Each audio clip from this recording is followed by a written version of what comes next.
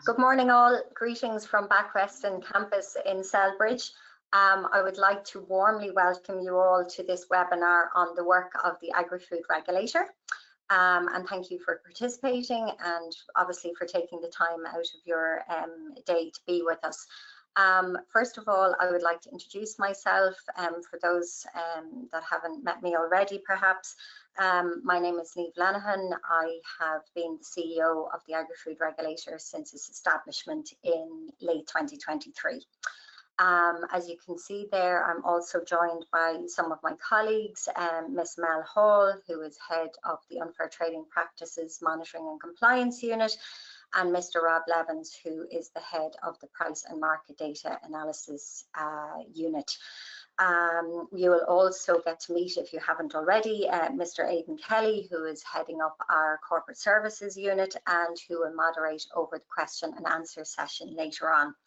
I'm also aware that a number of our board members have joined us today, and they're very welcome. And of course, other colleagues within the regulator who are driving the work behind the scenes and the work that you'll be presented with today and that we'll talk about today. So just to firstly give you an overview of what we're going to talk about today, I'm going to do a very brief introduction in terms of the context for today, and then we will look at the work of the two main functions that we have in terms of unfair trading practices and price and market data analysis.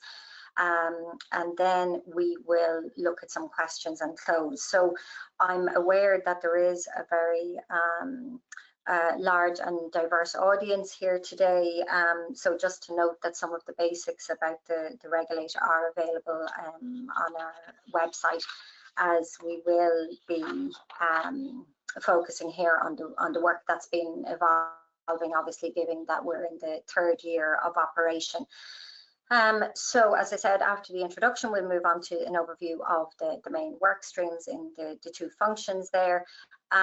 This webinar in particular is an opportunity to in particular to ask any burning questions that you might have about our work, our approach to that work. So we look forward to lots of interactions. And I suppose just some housekeeping about the webinar. So only the presenters here can actually see who is on the webinar. You can ask questions anonymously through the question box. And only the presenters again will see it. If it's okay with yourselves, we're going to gather up those questions for responding when the presentation is done, and hopefully we'll be wrapping up in about 45 minutes or an hour depending on the level of questions. So really looking forward to having that interaction. Okay, so we will move on, I suppose, just to give you an introduction. So the information that's on screen there is from our inaugural strategy statement for the first 3 years, so from 2024 to the end of this year, 2026. And it gives an overview, I suppose, as you can see there, of the vision. So it's essentially looking to promote fairness and transparency as our main role, and looking at the mission there, which points out that we're an independent voice in the promotion of fairness and transparency, which is hugely important. We're not an advocate for any particular stage of the supply chain, but we must have particular regard for farmers, fishers and small food businesses, as they're considered some of the more vulnerable in our supply chain. So that's a quick overview of where we are, I suppose, in terms of that vision and mission and setting the scene. You can see the values there in terms of the organisation, in terms of being independent, collaborative, fair and accountable in what we're doing. And I suppose in terms of the the mission there, we will be going into, or my colleagues Mel and Rob will be going into more detail about the many touch points, I suppose, that the regulator has with businesses, as business to business interactions are a focus for the regulator. And I suppose we will get to hear about some EU developments and indeed legislative developments on the home front as well. So just before I hand over to Mel in the first instance, I wanted to mention that the regulator is currently preparing for the development of its next strategy statement, which will cover the years 27 to 29. An external facilitator is working with us at the moment in terms of working with us on some questions that we'll be consulting generally with. So maybe keep an eye on that, because we would like you to feed into our strategy, obviously, for the next 3 years. And to this end, just a little shout out that we do have a very useful newsletter, and you can sign up to that on our website. And please also follow us on our social media channels, because we are active on there, and it's a great opportunity to keep up to generally with our work, and details of our handles will be on screen during the question and answer session. So, okay, without further ado, I'll pass you on to our colleague Mel Hall, and looking forward to obviously interaction during the questions session. Thank you. Thanks, Niamh. So hi everybody, my name is Melanie Hall. I'm Head of Unfair Trading Practices, Compliance and Enforcement at the Agri-Food Regulator. I'm going to give an update on the work going on in my area of the regulator here today. So unfair trading practices, as you'll be aware, we're responsible for enforcing unfair trading law in Ireland in business-to-business relationships in the agri-food supply chain. So very briefly, our unfair trading law comes from an EU directive that came into force in Ireland in 2021. And the aim of the law is to protect weaker suppliers against unfair trading practices by stronger buyers in the agri-food supply chain. The Agri-Food Regulator is the enforcement authority in Ireland for this. So there are 16 specific unfair trading practices that larger buyers of agri-food products are prohibited from engaging in with smaller suppliers. 10 of these are prohibited in all circumstances, and 6 are prohibited if they are not clearly agreed beforehand.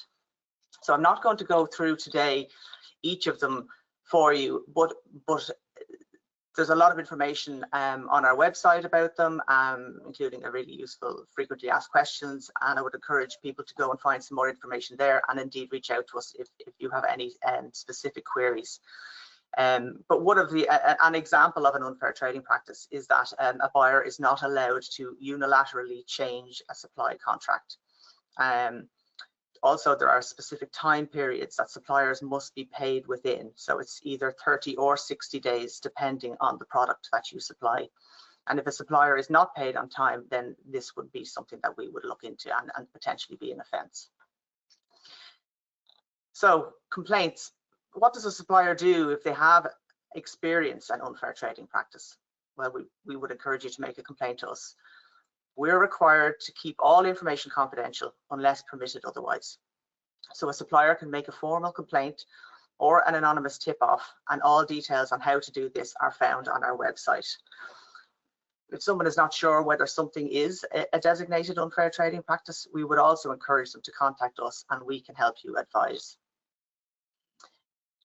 One of the ways that we enforce unfair trading law is by conducting inspections of businesses that buy agri-food products. So we undertake inspections and investigations where a complaint has been made, but we also conduct general compliance inspections. These inspections can be on site at businesses as well as remote desktop inspections. And we have inspectors visiting businesses nationwide. We're currently adding to our inspection team resources, and there will be an increased inspection visibility across all agri-food sectors. If we could move to the next slide, please.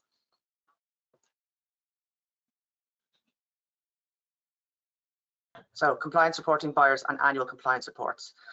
So I suppose with the resources that we have, we can't get out to inspect every business. And so another way that we ensure compliance with unfair trading law is the requirement for significant businesses to identify themselves as compliance reporting buyers and to submit annual compliance reports to us. The definition you can see on screen here of what a compliance reporting buyer is. So they need to be a business established within the state that buy agricultural and food products, and that in the previous year had a turnover greater than 50 million euro. Now, this is a global turnover figure, and it does not only relate to the purchases the business makes of agri-food products. So, for example, if your business is a hotel, the 50 million turnover threshold may be met from your sales of accommodation as well as agri-food products such as food and beverages. So just to bear that in mind. Now, if your business does meet those criteria, then you have two legal obligations. You need to firstly designate a liaison officer to act as a contact point with the regulator. And then you need to submit an annual compliance report to us. So the deadline for this year's annual compliance report submission is fast approaching. It's the 31st of March, and this is a legal requirement for your business. So we use this information to provide it to monitor compliance with unfair trading law and to inform the conducting of risk-based inspections of agri-food buyer businesses.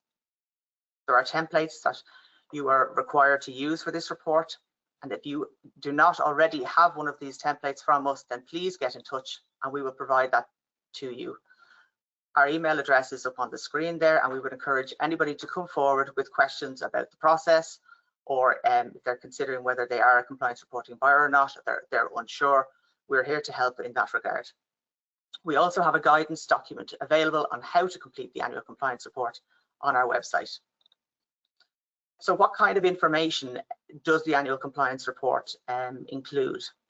Well, it's information about the names, the contact details of all of your suppliers of agri-food products, details of the supply agreements that you have in place, records of any payments that may be made by the supplier to you as a buyer, and details of returns to suppliers of unsold products, and information on how promotions operate. These are some of the areas that some of the information is required to be filled out in that form.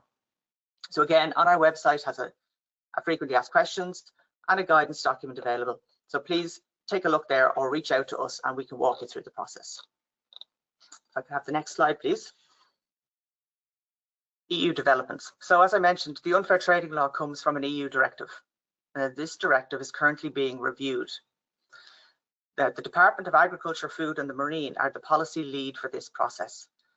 It is expected that there will be a proposal from the EU Commission on any changes to this directive in the second half of this year, which will in part be dealt with under Ireland's EU presidency. There is an EU public consultation process ongoing currently that you are welcome to participate in. And again, details can be found of this on our website. If anybody who is participating today would like to make a submission to the Department of Agriculture, then we can put you in touch with the relevant person if you want to contact us in the comments or after the webinar. But there is also a new regulation on the way. This has just been passed by the EU Parliament as recently as the last 2 weeks. This regulation is about cross-border cooperation between enforcement authorities on unfair trading practices. The regulations introduce a mutual assistance mechanism through which national regulators can exchange information or ask other authorities to collaborate on investigations into unfair trading practices. It also allows regulators to coordinate enforcement actions. So, for example, if there is an unfair trading practice taking place where there is a buyer in one member state and a supplier in another, or multiple suppliers in multiple member states, this now sets out a formal framework for the regulators to investigate these and to share information. This regulation will come into force 18 months after its publication in the EU's official journal, which will mean that it will likely be in force in autumn 2027. There may be additional Irish legislation required to put this into force, and this is also a matter for the Department of Agriculture, Food and the Marine, and we understand that they are considering this currently. So we'll move on to the next slide, please. So what else has been going on this side of the house? we have a supplier survey. So we've just completed our second annual survey of suppliers into the retail and wholesale sector. This, for those not familiar, is a survey that aims to gather information on trading experiences of agri-food producers and suppliers that trade with 8 significant businesses in Ireland in the retail and wholesale sector. The 8 businesses are Aldi, BWG, Dunnes Stores, Lidl, Marks and Spencer's, Musgrave, Tesco and Cisco. In the survey, we ask about the specific designated unfair trading practices and whether any of the suppliers have experienced them, as well as on other general trading issues. It is and was a confidential survey and was conducted on our behalf by Red Sea Research. We use the findings to help inform our ongoing work, including awareness campaigns and the conducting of risk-based inspections. The information provided is also being used to support the development of buyer guidelines. The survey is only just closed in the last week, and I can let you know that we had a greater number of respondents this year who provided their feedback. This was great to see, and we hope to continue to build on these figures again each year. Now, this year we have added an additional element to the survey. Respondents were asked if they would be willing to participate in an interview after the survey, which would be conducted by Red Sea. So we decided to introduce this aspect to help really understand some of the responses to the survey. This element is currently being worked on, and we hope to have the findings ready to publish and available on our website in early summer. Thank you. Thanks, Niamh.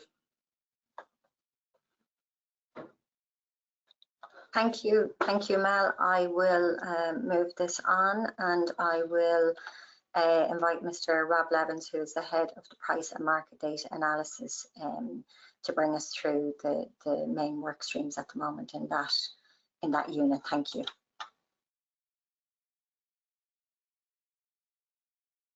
Thanks, Niamh. The role of the Price and Market Data Analysis Unit is to improve transparency in the agri-food supply chain in a structured and proportionate way. Everything we do needs to be grounded in Section 12 of the Agricultural Food Supply Chain Act, the Information Engagement section, and now the operational framework under SI 629 of 2025. Our approach has 3 strands: reporting, making the best use of public and state data; sector review, understanding how supply chains operate; and data collection, where necessary, proportionately, to address transparency gaps.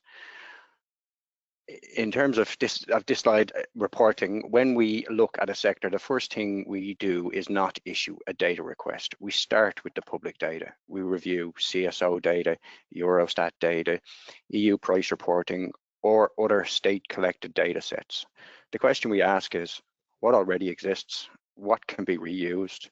And what can be combined to improve transparency without placing burden on businesses? For every sector we have examined, we have first mapped existing data sets, identified overlaps, identified gaps, looked to combine data sets where possible to create a clearer picture. So reporting is not an afterthought, it is our starting point. Only once we understand the baseline do we consider whether further information is required. Currently, we are building capacity in this area to strengthen our ability to analyse and report on public data more efficiently. Next slide, please, Niamh. And then we move on to data collection. The approach that we have has played out differently across the sectors that we have looked at since establishment. We've looked at 4 key sectors: eggs, beef, horticulture and lamb. In the egg sector, we sought information across the supply chain. That meant engaging with producers, packers and the retailers. We issued targeted information requests to understand price formation and transmission across the stages. This data request was done collaboratively with structured engagement and with safeguards for commercially sensitive information considered at all times. The goal was understanding of the sector and improved transparency. In the beef sector, we took a different approach. Before seeking new information, we considered existing DAFM data sets and EU price reporting obligations. Our focus was on reuse of state collected data. Rather than placing new burden on industry, we asked, is there existing data that can be used now? That approach allowed us to improve transparency with no duplication of collection. In horticulture, we again examined public data first. We identified a clearer transparency gap. In that case, we issued a request across the supply chain. This was designed to be proportionate, to avoid repeated requests and to standardize the data format. And to attempt to reduce the administrative burden on the businesses that were complying. We were conscious that many horticulture businesses are not as large as other sector operators that we'd engaged with, so proportionality had to be a central consideration. In the lamb sector, we looked at a similar approach to beef. We looked to state collected data. However, this time the issue was not the absence of the data being reported, but what is being reported. So we considered what additional reporting could be possible. The data existed and it could be used in another way that could enhance transparency. So across the sectors, we have used different approaches. That is by design. Our starting point is always what exists, what gap remains, and what is proportionate. Next slide, please, Niamh. So SI 629 was implemented as of December 2025, and our preparation work has now focused on 3 areas: establishing the operational framework, proportionality, and then safeguards for commercially sensitive information sought. So in relation to the operational framework, we are mapping preconditions. We're looking at the legal threshold for engagement. We're deciding and allocating internal decision gates and documentation standards. We will build a structured process, not ad hoc requests. In relation to proportionality, every request must be necessary, targeted, time-bound, and avoid duplication. We will test each request against those criteria before issuing. And in terms of safeguards for commercial sensitive information, this is critical. We will have aggregation rules, disclosure controls, and internal handling protocols, clear separation between analysis and publication. Our credibility depends on maintaining trust while enhancing transparency. SI 629 is not about collecting data for its own sake. It is about structured, accountable use of powers where required. So to summarize, our approach is evidence-based, proportionate, sector-specific, and legally grounded. We begin with public data. We seek to reuse state data where possible. We will only seek additional information where a genuine transparency gap exists, and we implement safeguards throughout. The objective is improved transparency in the agri-food supply chain in a way that supports fairness. Thank you. Thank you, Rob. I'll just move on to the next slide. Thank you. So I will invite my colleague Aiden Kelly to moderate the questions session here, and we will.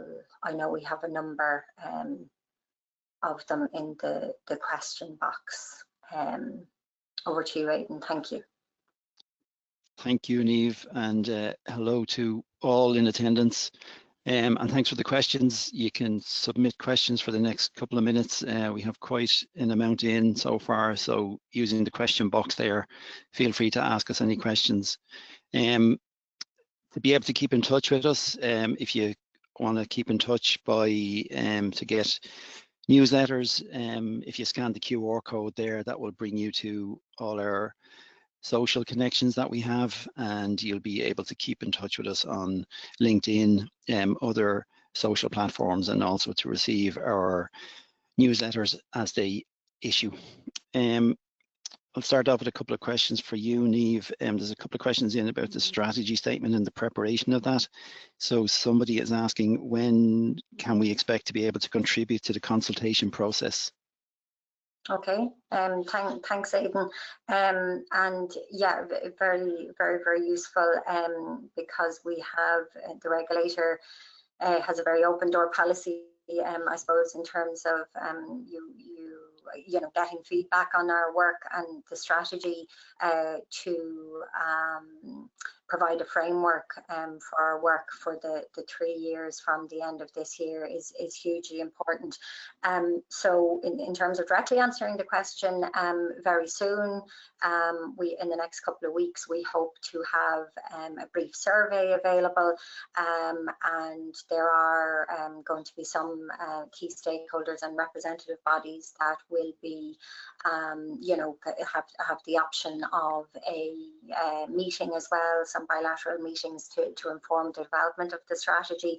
So again, I think that's very useful. Aiden, you're after mentioning, or the handles are on the screen there, and the QR code for our newsletters as well. So you know, there will be information going out on that, but essentially in the next couple of weeks. And I suppose if I may just take the opportunity to step back a moment in terms of the strategy and going back to what this is all about.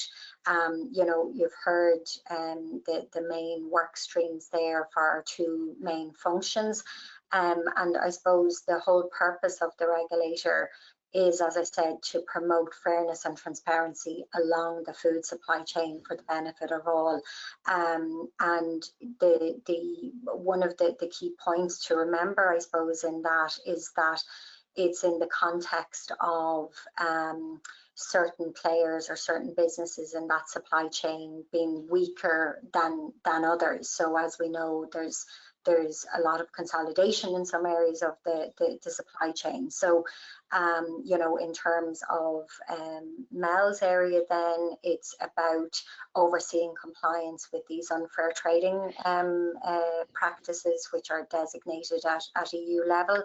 And that's hugely important in terms of obviously overseeing it, but also us supporting businesses in terms of compliance.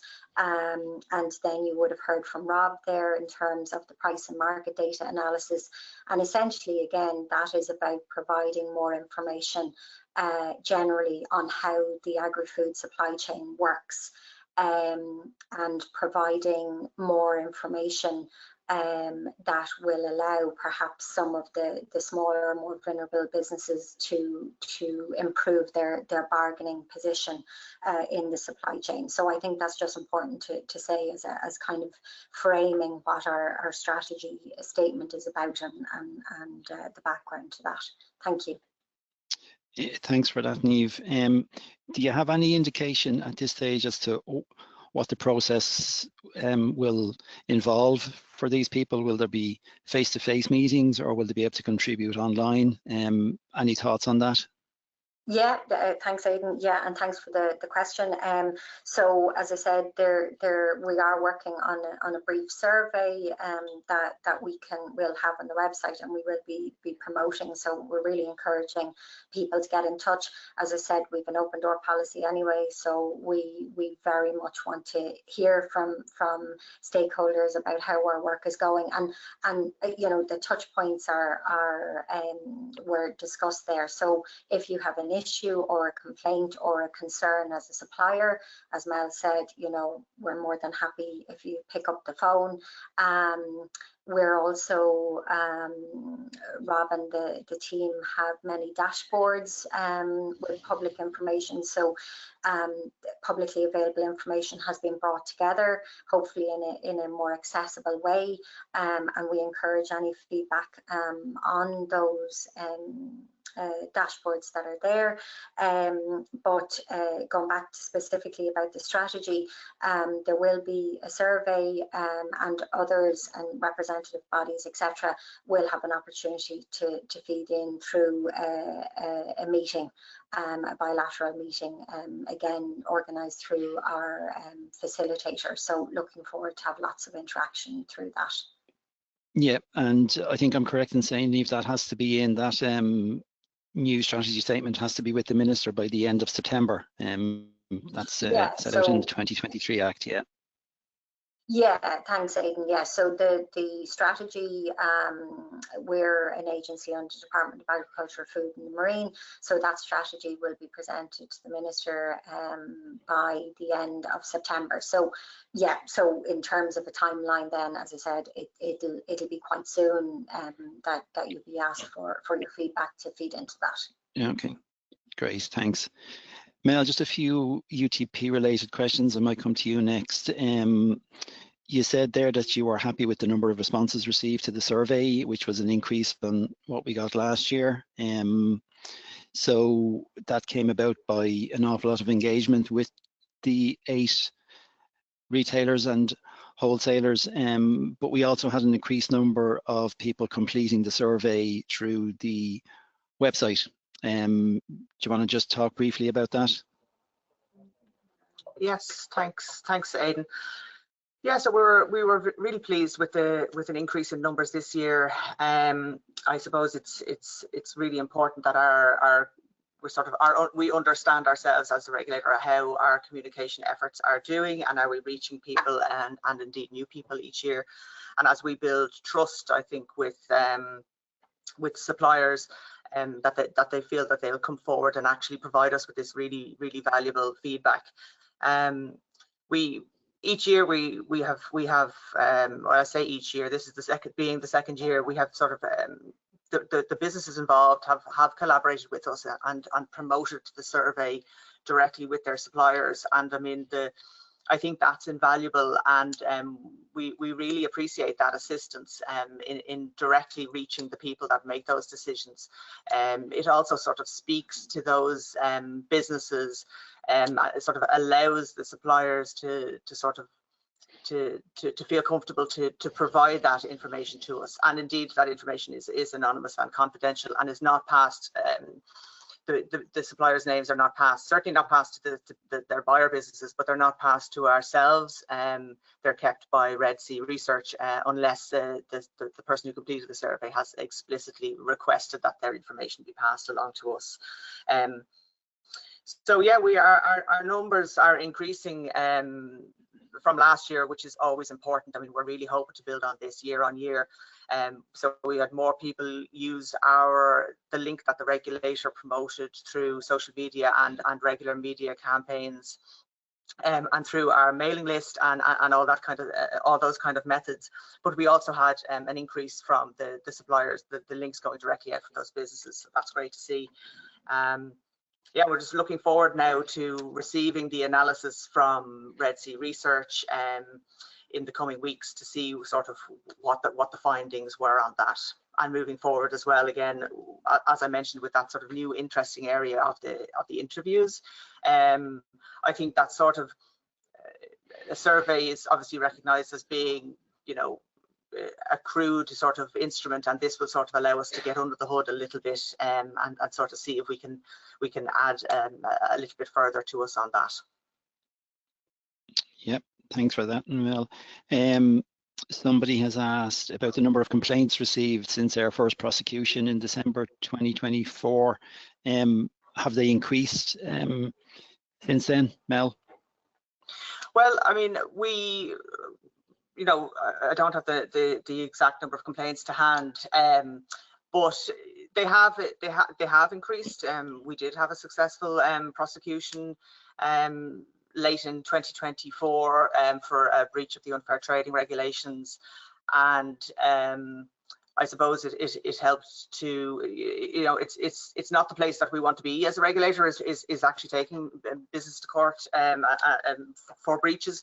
But it is a step that we are willing to take, and it is important to show that out there to suppliers as well. We have had an increase in phone calls, in queries, and in complaints being made. You know, people are, I suppose, rightly, maybe they don't necessarily understand fully if what they've experienced is an unfair trading practice, and so picking up the phone and having that conversation with us has always been really useful. And admittedly, the number of complaints previously was a very low number, and that is increasing. So I mean, it is helpful to see that and to understand really what's going on the ground. Okay, thanks, Mel. Again, to people out there, if you want to ask a question, feel free to put it into the question box there, and we'll assign it to whoever is responsible for that area of the work. Mel, a question here that they were very interested to hear about the efforts to streamline the cooperation to deal with possible breaches across the borders or whatever. And their question is, has there been any occasion to date where you have had to contact an enforcement authority in some other member state about a possible breach? Okay, yes, so that is the new regulation. So it has always been the case that the Unfair Trading Directive allowed enforcement authorities in different member states to cooperate with each other on potential breaches and investigations. This regulation is just sort of formalizing the administrative pieces, I suppose, behind it. And you know, I suppose once you start to try to do something of that nature, you realize that different member states might have different ideas on how to go about it. So, I mean, officially, we haven't had any request from another member state to investigate or participate in any cross-border enforcement activity. We have extensive, we have an enforcement authority that we participate in regularly across the European Union, and so we collaborate and share information that way, but we haven't had any official requests to do so to date, no. Okay, thanks for that, Mel. Robert, I think there's one there you can probably see on the screen, and they're thanking you for the clarification on the process of how to get information from the businesses and how that will change from January 2027. The question that they're asking is it the intention that we will be supplementing the reports that we have produced so far, or will we be preparing new reports? Thanks, Aiden. Yeah, that's a good question. The answer is probably both. We, as I spoke about, we will look to reuse public data in the first instance to try and improve transparency and to assess the data gaps that exist for sectors. So as we analyse that public data and assess the data gaps, we will look to reuse the data where we can. So either we will amend existing reports with further analysis, or we will create additional reports to provide further transparency on it. We may, as to throughout the year, we may also make additional attempts to reuse other state collected data that is not public, and obviously we'll incorporate that analysis into our reports. Okay, thanks, Robert. Back to you, Niamh. I think this is the final question. Just on the number of staff, what's the current staff number and what are the plans to increase that in 2026?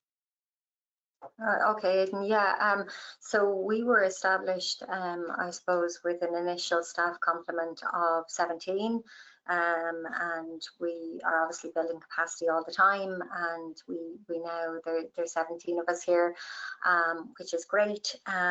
So we have, for 2026, we have sanctioned for another 5 staff, which we are, I suppose, in the midst of recruiting.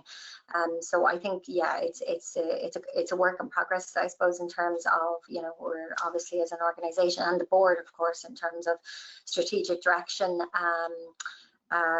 We will be looking at that complement, and you know, obviously it's continually under review whether we feel that that's enough or whatever. So we'll keep that under review basically. But yeah, we're delighted that we have more staff coming in, and we'll, you know, it's, I suppose we're just starting the 3rd year at the moment, so it certainly is about continuing to evolve and